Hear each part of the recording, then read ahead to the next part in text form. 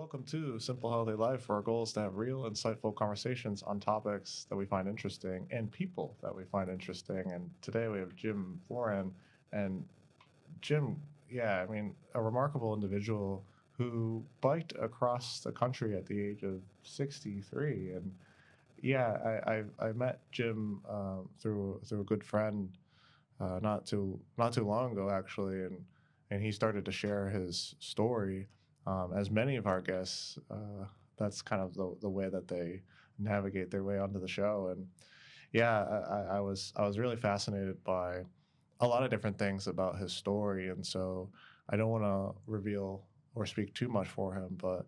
Jim, welcome. Thanks for being here, and I'm just curious to maybe give a little bit of a rundown on your story in general.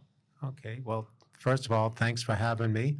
And yeah, my story is bicycling. I've always been a bicyclist all my life, from paper routes as a kid to when I worked at the Pilgrim Nuclear Power Station. I bicycled there every day, rain, shine, winter, summer, spring. I was every day on the bike unless there was snow on the road.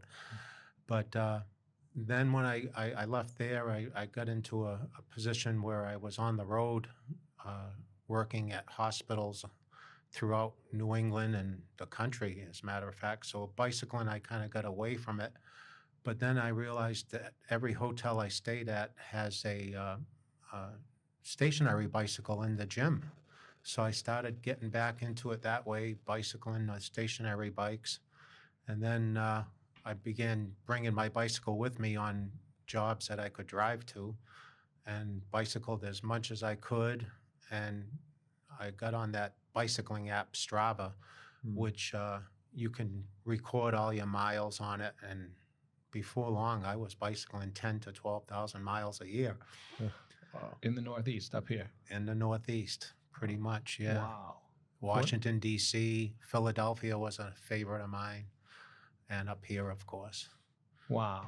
So that's 1,000 miles a month minus the 2 months that you can't really bike, right? Or in the snow. I bicycle 1,000 miles a month, 12 months a year. Wow. For the most part. What is that? So that's every day? Or do you do like 5 days a week, 6 days, something like that?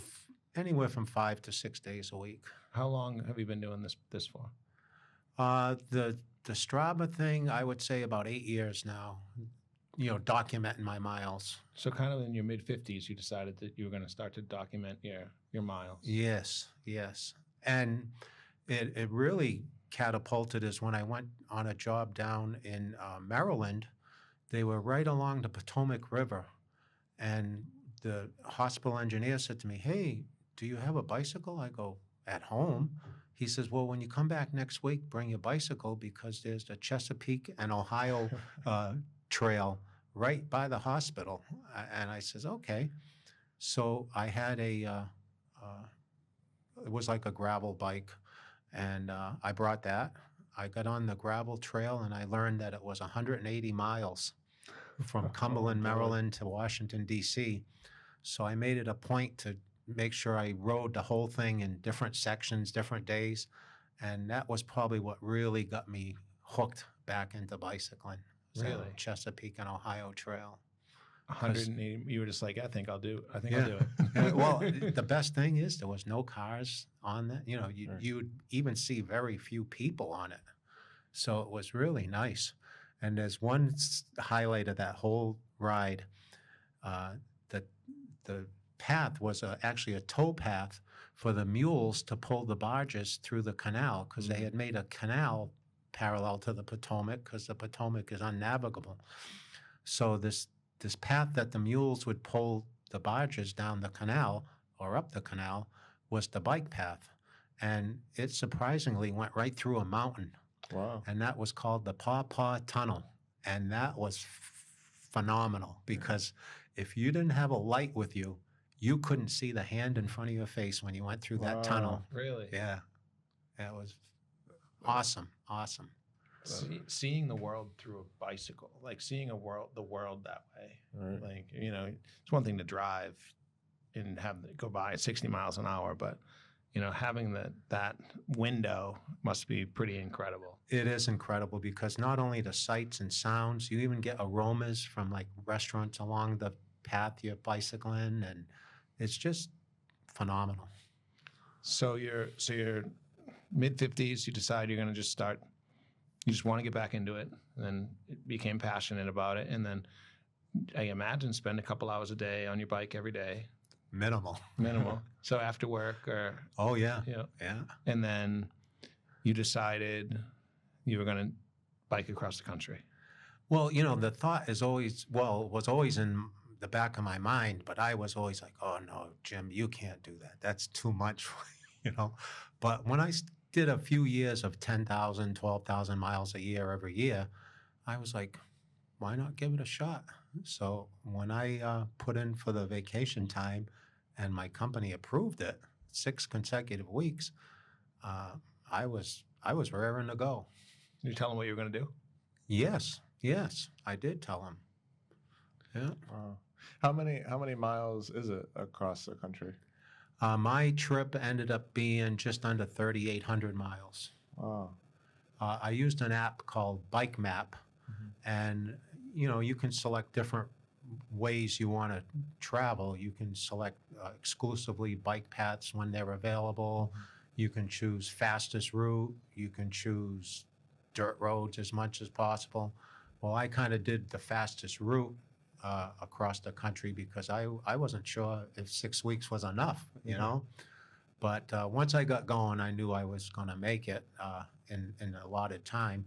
And I went pretty much right through the middle of the country, and I avoided like the Rocky Mountains. They had me go a little south of Durango, Pueblo, and then into Albuquerque, New Mexico. So I avoided the Rockies.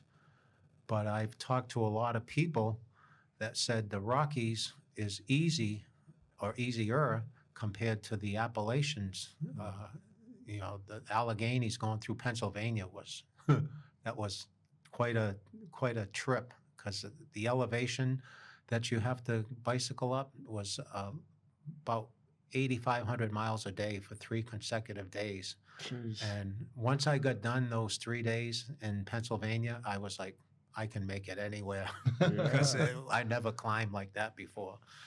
Wow. So I'm thinking so many things comes to mind when I have so many questions, but hopefully I hit on some that the audience is interested in because I'm very interested in a couple things.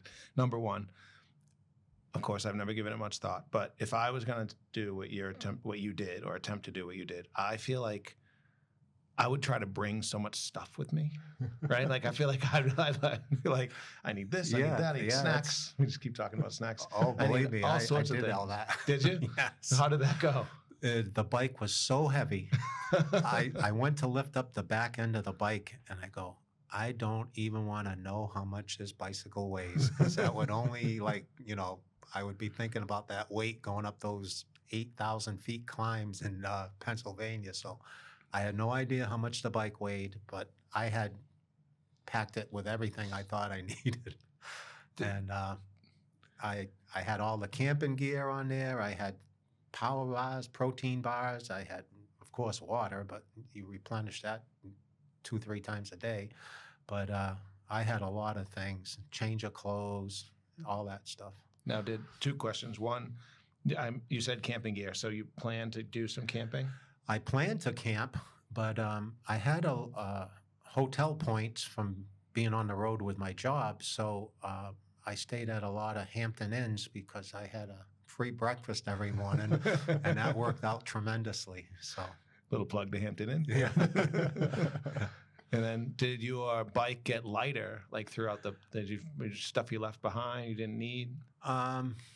There was nothing I said, gee, I wish I had brought, because I had brought everything that I needed. It's just I could have lightened the load a lot, but looking back on it. But no, there was nothing I said, gee, I wish I had brought that. I had everything I needed. Okay. So all right. So then you're just bicycling. I mean, X number of miles a day. I mean, how much did it actually end up being per day?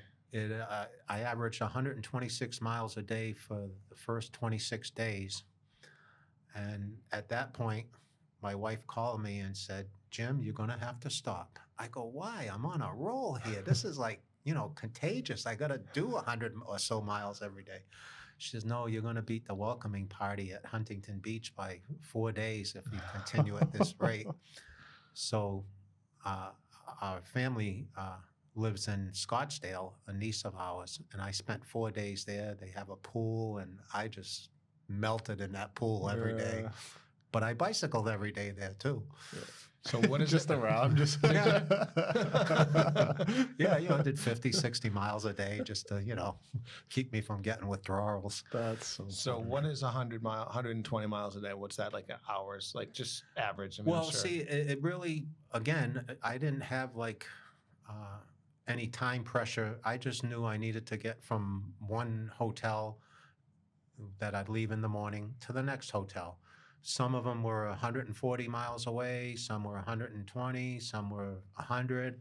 So I would just leave crack of dawn and slowly make my way, because again, with all that weight on the bike, you're not going to set any speed records.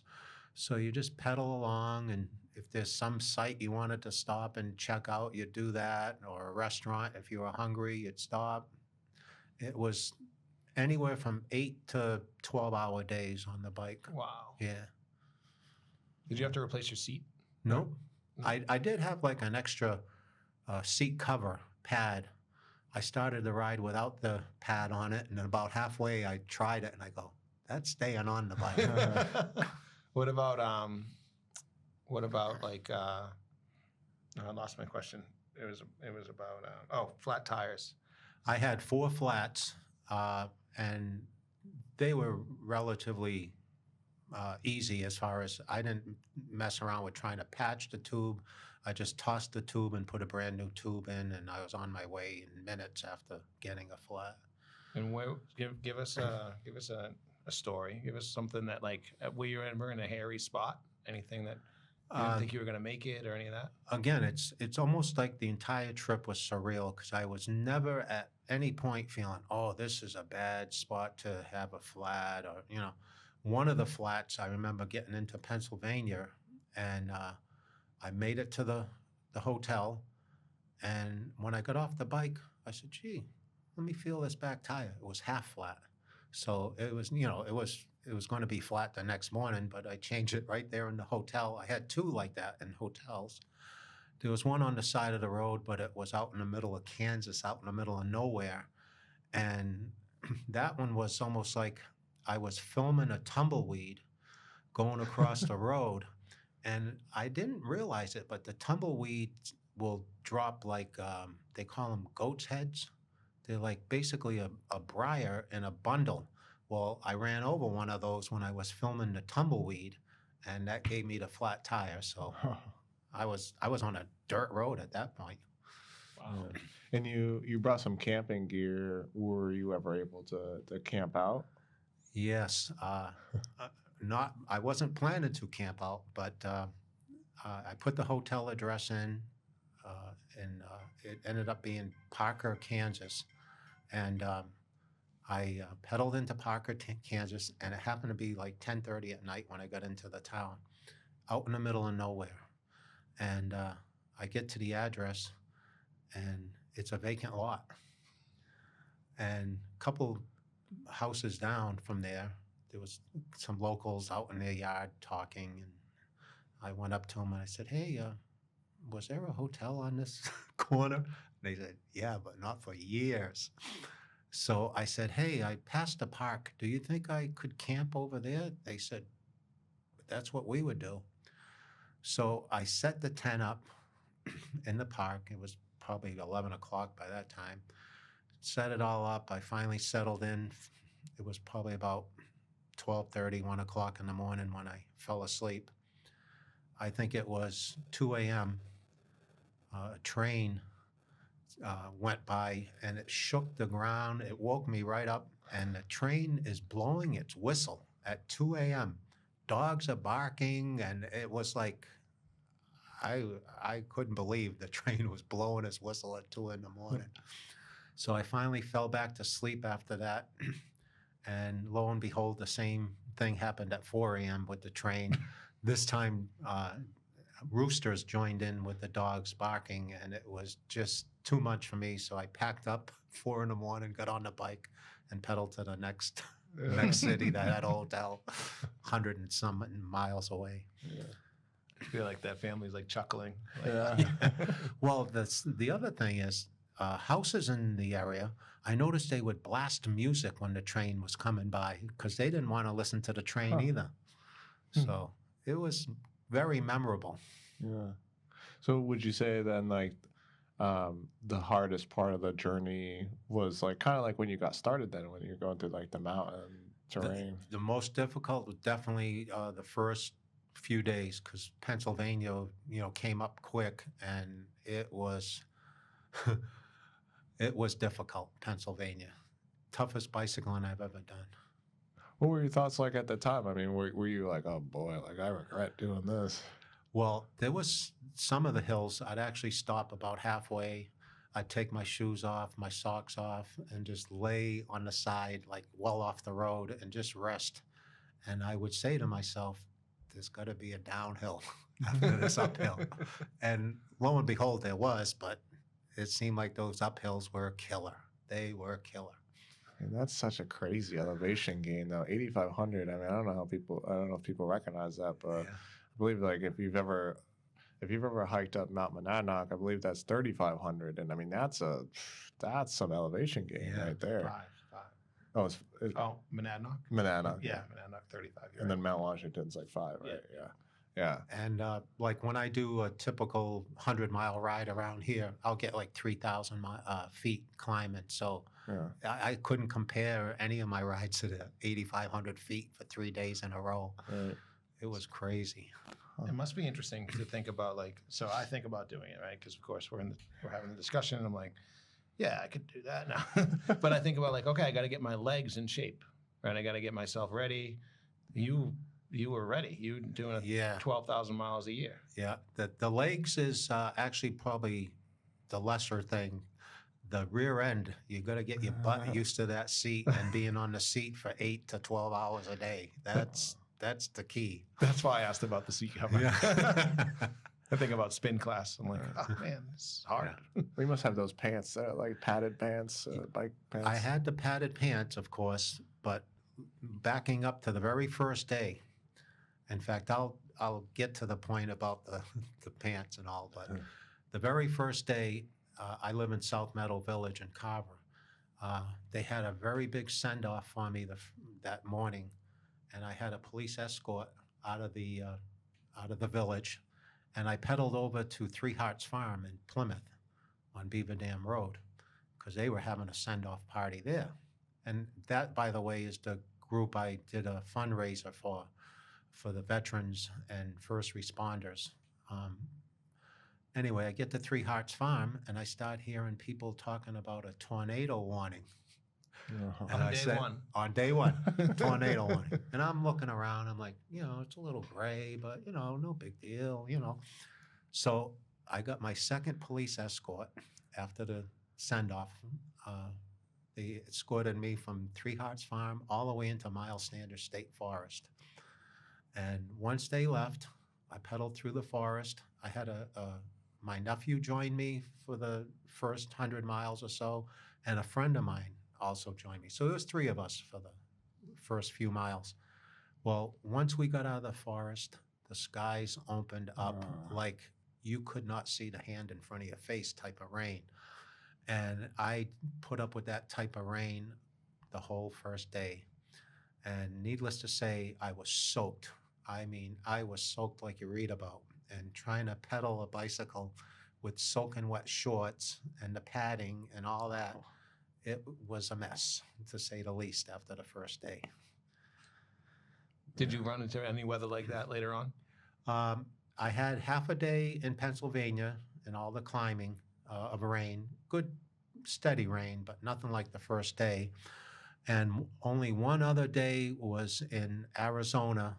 I was up in the elevation, and it was quite warm, but not like overbearing heat, and it was raining, and that was so welcome.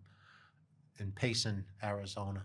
That was the only 3 days I had a rain, and the last day was like, I hope it rains like this every day for the rest of the ride.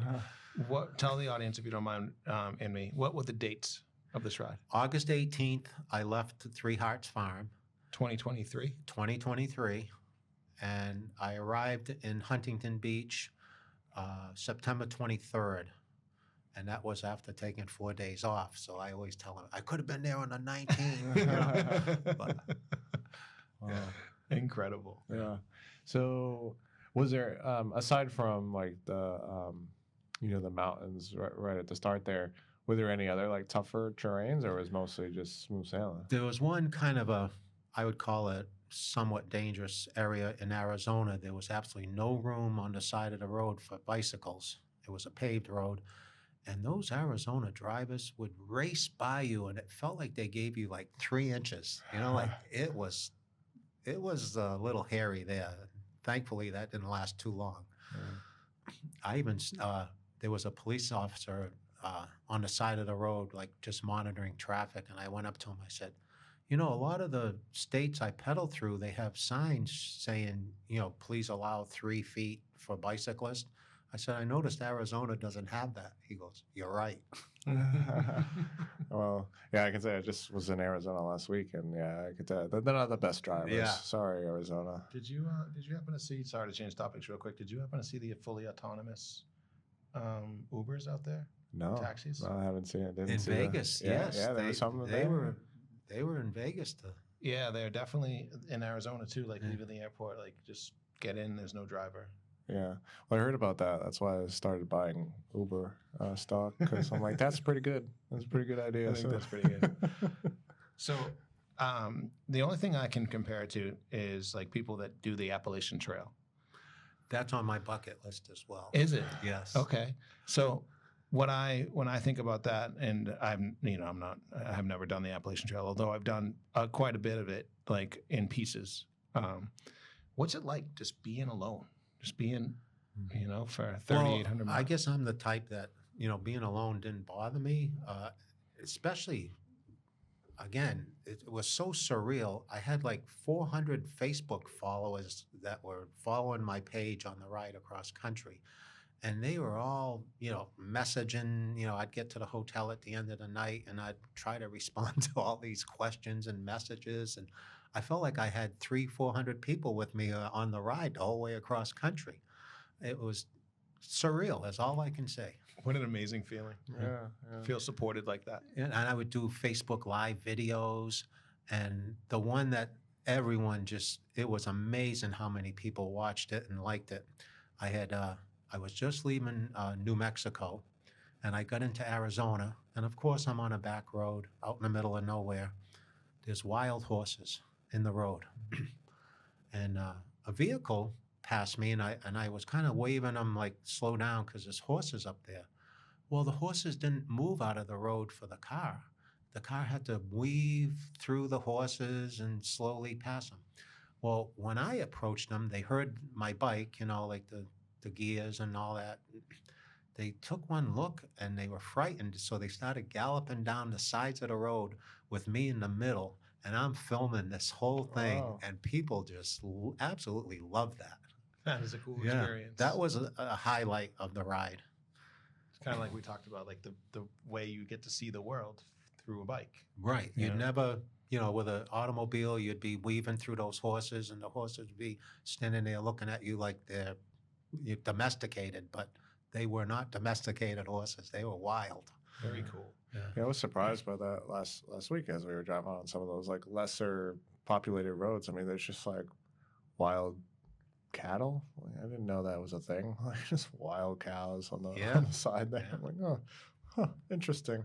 So that's super cool. What were some of the more like beautiful terrains then? I mean, you must have had like some favorites. My favorite, I would say, for the whole ride was in Missouri. There's a trail. In fact, all the bicyclists, you go on like YouTube and you listen to anybody who's done any distance bicycling, they say you have to hit the Katy Trail. So I made that a point to hit that. In fact, I got into St. Louis. It's just outside of St. Louis. But I said, well, I'm in St. Louis. I got to go see the arch. Well, I went and saw the arch, and after I left the arch, I said, I didn't even get a photo of the full arch. I just got a photo of my bike leaning against the arch. It looks like it's leaning against a silver wall type of thing. Anyway, I leave St. Louis and I get on the Katy Trail. It's 240 miles of gravel, which means no cars. It's, it was a rail trail, and they of course took all the rail out, and it's just phenomenal. It's maintained. It was the best experience on the whole ride, was that Katy Trail. Wow. Wow. Did you ever worry about like wildlife, like bears or anything like that? Well, I expected to see a lot more wildlife. I saw maybe a few deer, very minimal, and the rest were like rabbits and squirrels. I didn't see Wow. anything out of the ordinary for wildlife. Oh, wow. That's incredible. Yeah. So it was like, yeah, you spent all this time like leading up to this big trip, and it was kind of like serendipitous. It just kind of seemed to work out quite well. I mean, very minimal setbacks, although hard. I mean, not to not to downplay it. This is like obviously extraordinarily hard and an amazing feat, but yeah, it all kind of worked out for you. It definitely did. I mean, I wouldn't hesitate to go again. In fact, if I can get the time off when I retire, I'm going to do it again. So it wasn't that bad. Yeah, amazing. And your wife supported you? Yes. Oh, yeah. She was very supportive. I had friends also supporting me. Like one of them, he's a techno geek. He was telling me what areas are going to have cell phone coverage and what areas weren't on the ride. I had a friend that was doing the weather.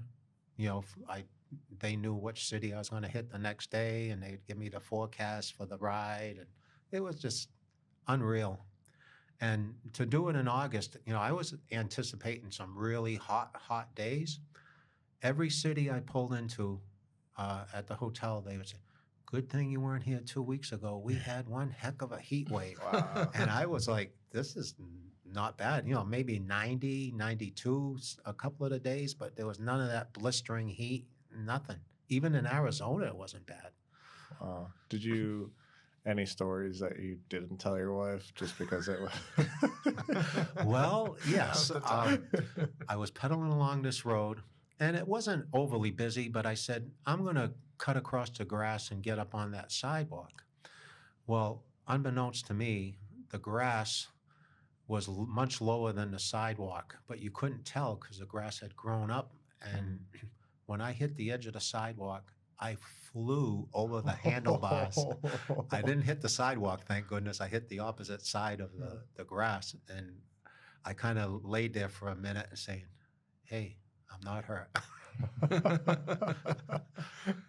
Yeah, nothing happened, honey. And, in New Mexico, I got chased by 8 dogs. I counted them. 8 of them were Wow. chasing me. And I said, apparently there's no leash law in New Mexico. You pedal fast. Very fast. Probably I set a record on speed that day. Another interesting thing when I got into New Mexico, the bike app that I was going along with, the GPS, directed me to get on the highway. And I was like, why is it directing me on this highway? Well, as I got on the highway, I saw a sign. It said, bicyclists, please use breakdown lane. And I was laughing to myself like, oh, gee, it's a good thing they had that sign because I was going to use the high-speed lane. But it's legal to bicycle on highways.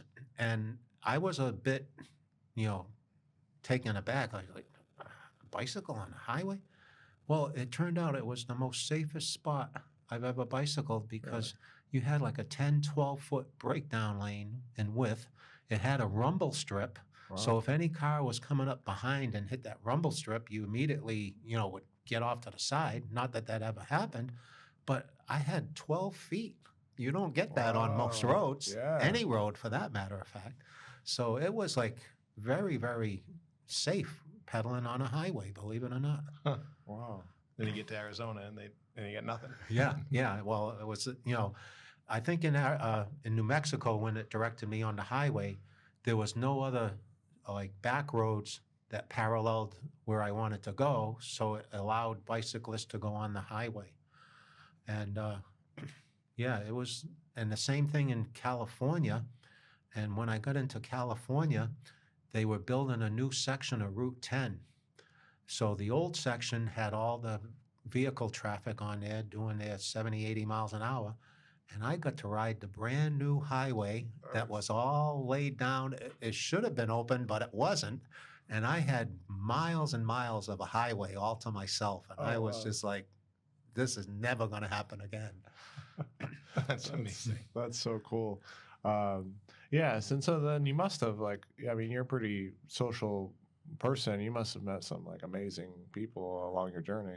I had met, you know, a couple of bicyclists here and there, and they were making the trip across, which, you know, we kind of exchanged our stories, which was kind of uneventful.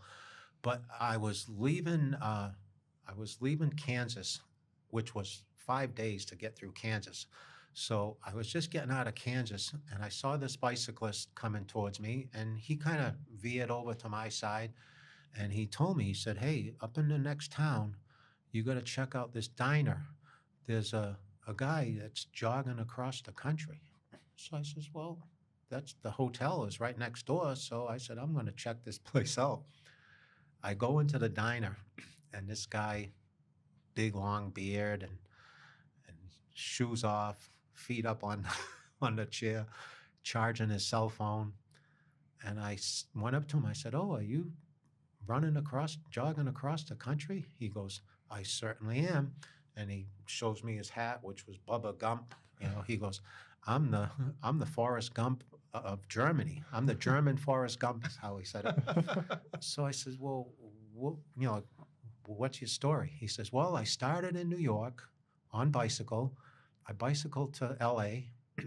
I left the bicycle behind, and now I'm jogging back to New York." He was pulling this little like kiddie trailer behind him. Wow. And he had all his camping gear and food and supplies in there. So he was, you know, telling me all about his story. You know, he's the first one who ever did a triathlon around the world. He holds a world record for that and numerous other world records. And I said, "Well, I know this guy who did 50 consecutive marathons."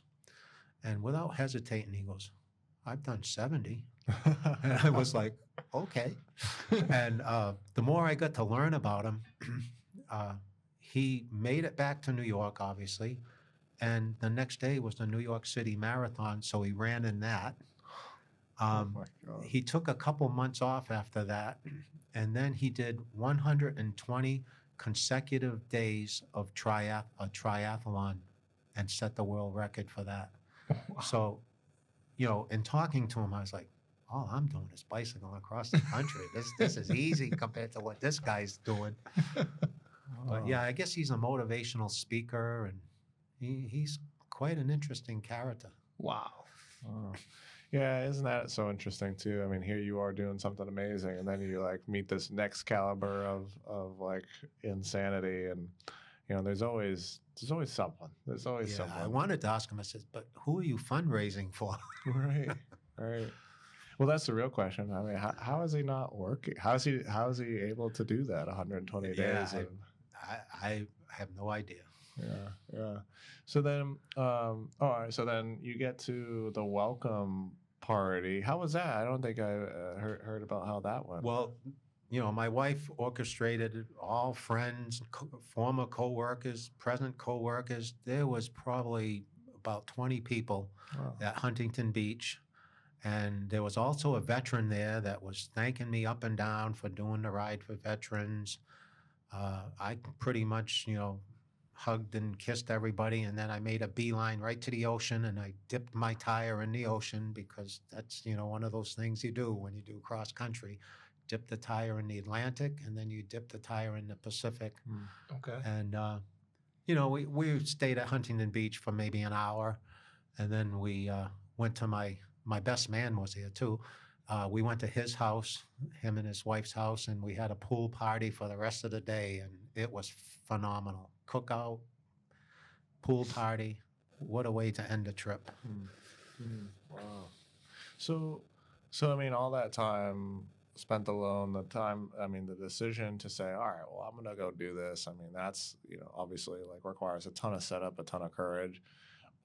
What did you, what did you learn? What did you learn about yourself? What did you learn about just things in general? Well, I learned that there'll always be a tomorrow, as far as no matter how tough the day was, the next day hopefully would be easier or not as bad as the current day. But yeah, I learned that you put your mind to it and you chisel away at it, and it was the fastest month I've ever spent. I still look back on it and I say, gee, it feels like it went by so fast, but every day was 126 miles for the most part, and it went by quick, very quick. How long was the planning process? You decide, commit. I would say less than a year. Less than a year, I found I had enough vacation time. I found out my company was going to approve it, and I ran it by my wife, and she was like, "Go for it." So Was it in that order, just out of curiosity? pretty much, yeah, pretty much. And I had my doubts, like leading up to. I was like, "Gee, did I bite off a bit more than I can chew?" But I said, "Hey, if you don't try, you won't learn if you don't, give it a shot." So I gave it a shot, and not one regret. Not one regret. Why did you do it? I guess it's kind of like that saying, why did the man climb the mountain? Yeah. Because it was there.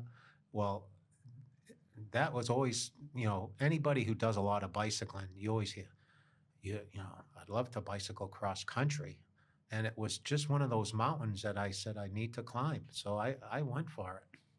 Yeah. I always find that super interesting because a lot of people get stuck in the mindset of like, well, I don't get anything from this. They always think in like very material kind of form. I mean, of course you did like fundraising and stuff, but I don't necessarily think, I mean, you didn't get any money for this. No one paid you to do this. In fact, it probably was the exact opposite. You paid, a fair bit of money. It was, again, I shared my location, cell phone location, with a lot of people. And they surprisingly, at the strangest times, like one of those climbs in Pennsylvania, it was about halfway up this hill, and there was a convenience store. So I pulled into the convenience store. I went to get some drinks and some protein bars or whatever. I get to the register, and the person at the cash register is on the phone saying, yes, yeah, he's here right now. They paid my tab. They paid my bill at the convenience store. Oh, amazing. And that happened a couple times. And one time my bicycle was in need of a little repair. So I just got into California and I went into this bike shop. I had needed a new front tire and I needed brakes on the bike. Anyway, I go down to the coffee shop while the bike is being repaired. And a couple hours later, I go back to the bike shop and the bike mechanic says, "Boy, it must be nice knowing the people you know." I go, "What are you talking about?" He says, "Somebody called and paid the tab. You paid your bill over the phone for your bike repair." It was our son who was sharing my location. He knew I was at the bike shop, so he called and paid the bill. So I joked with him afterwards. I said, "Gee, if I knew you were going to do that, I would have had a lot more work done to the bike." I needed a receipt. But just a couple people Venmoed me money for dinner, and I was like, "This is just." I don't know. It just never will happen again like that. Never. This has come up a couple times, in fact, very recently, where they call those people trail angels, right, on the Appalachian. Yeah. And they just come out of nowhere on times when you need them. And I think it's ironic that we had just talked a little bit about this. Like, just by showing up, you trigger something in the universe that's gonna have it on your side just by putting in that effort. And it sounds like, I mean, the weather made it for you. You had to push through day one, of course, but the weather worked. The trail angels came out. The stars I have aligned. to agree with you 100% because that's like hitting a nail on the head with the trail angels, because I felt like I had a trail angel with me every mile of the ride. It was unbelievable. Very cool. Unbelievable. Well, yeah, and that kind of speaks to like your mindset too, though. I mean, yeah, I mean, even when I ask you, like, was there any like road, bumps in the road? I mean, you're like, yeah, there's little things here and there, and then lo and behold, well, flipped off the bike, my bike broke down, it needed a repair, I was chased by dogs. I mean, you're the type of person to say, well, things are going to go well, it's all going to work out, and here are the good things. And I think the universe works like that in some sense. When you think that way, I mean, it's there to kind of meet you there. I agree. I can't put it any other way than it was just magical, simply magical, the ride. And I hope when I do it again, it's even just a small percentage of the magic that was with me for that ride. I hope I can find that magic again. Yeah, you had said it was a fast month, but was it one of the most memorable months? Oh, without a doubt. Yeah, I've got pictures on my phone that I won't ever get rid of, because every so often I just thumb through all the photos and the memories just come rushing back. It's unbelievable. It's so ironic that you had to put in so much work to do this, but but you loved it, so it wasn't work. Right. But somebody else would say, oh my God, that is a tremendous amount of work. But it's like, goes back to that saying, right? If you do what you love, right. It's not. It wasn't work. It wasn't, regrettable, nothing. I talk to people when I tell them, oh yeah, I bicycle about 10,000 miles a year. And they go, we don't even drive that much. So that's comical in a way. Kind of back to that question. This is a question that just came up in my mind when we were talking.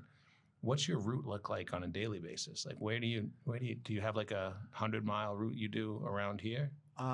Pretty much. I try to mix it up because, it gets boring if you follow the same route. But one of my favorites to do 100 is, I leave Carver and I head to Plymouth and then down to the Cape Cod Canal. I follow the canal to the railroad bridge end, pedal through Onset and Wareham and into Rochester, Marion, into New Bedford, stop by, see my brother, and then pedal home is 100 miles. Oh my God, that's like a cross-state trip. And then, I'll mix it up and, go a different route. But, you have I have a Garmin on the bike, which shows you your mileage. So, you're looking at the mileage and say, well, I can go over here and, do a loop and get back, and I should have close to 100. And I live in South Meadow Village, so if I need like another 10 miles, I circle around all the South Meadow Village and get another 10 miles, and it's amazing. That's incredible. So you do that. You do that on days that you work. How do you do that? Days off, I tend to do the long rides. The year 2023, when I did the cross country trip, I actually did 75 centuries, which is 75 100-mile days. Oh my God. Again, I'll never duplicate that. Best year probably was 30 or 40 leading up to that, centuries. So and again, I bring my bike with me when I work. If some days I have like an off day where there's nothing going on at the hospital, waiting on parts or whatever, I'll get on the bike and do a century. Like down in DC is phenomenal bicycling. Another city that is surprising when people hear about it, but probably one of the best bicycling cities is Philadelphia. And I used to do a lot of centuries in Philadelphia. Wow, incredible. So what's next? Good question. I was telling friends I wanted to bicycle down to Florida, but different things came up for vacation time, so I won't be doing that this year. But third week in June, I'm going to pedal up to Littleton, New Hampshire, and that should be fun. I have a friend up there who really kind of, back when I was in my mid-50s, really got me into bicycling because I was getting into it, but he was into it, and he really was a enthusiast. So I'll go up and pay him a visit. And how about in the far future? Well, I think when I retire, I'm going to do another cross country. I've always told friends I want to do a postage stamp, and they go, "What's a postage stamp?" I go, "Well, you bicycle down to Florida, then from Florida you go to California, then from California you go to Washington State, then from Washington State you head over to Maine, or, and then close the postage stamp." And they're like, "You're crazy." Wow, that's Well, incredible. It certainly appears as though anything you set your mind to, your universe will have your back. Yes, I'm looking forward to that. Those universal angels, boy. Yeah, great. Well, so is there any other things that you would hope to like messages you'd hope to pass on, or for other people who are, we have a lot of people who listen to this who just are looking to, I don't know, they're just looking to improve themselves or just improve their health or improve whatever it is. Like I said, we talk a lot about like mindset stuff, but do you have any like messages to the audience, maybe, or people thinking about doing something, taking a leap? Well, the message I uh, give to a lot of people that say, "Oh, I could never do that. I can only do 2 or 3 miles a day. On the bike, I just can't do it." I say, "Well, you got to look at it this way. Anything beats sitting on the couch. Mhm. Anything." Yeah. So that's what I tell them. And the other saying I always use is, "Get on your bikes and ride." Yeah, yeah. Well said. Just take the actions. Yeah. Nice. Cool. All right. Well, do you have a way to follow you? I think you have like a Facebook, that kind of stuff. Facebook, we created a page back there in August. Jim Forand's Ride Across America. That's still there, but I'll get back on that when I do my next big ride. Nice, nice. All right, so we'll put that down. So if anyone listening wants to check you out for the next time, but yeah, I appreciate you coming on and talking about this. So we found it Yeah. super super interesting. And I was just thinking one other saying I used a lot. One day or day one, you decide. Hmm, that's a good one. I love that. Yeah. Well, I know I'm honored to have you on. So thank you for sharing your story. Thank you for having me. I thoroughly enjoyed it. Yeah, of course, of course. All right, and if you want to follow Jim, check out that Facebook page, and please, drop us a follow and interactions and all that kind of stuff. You can find our podcast on Spotify and all other podcast platforms, and then we'll catch you next time.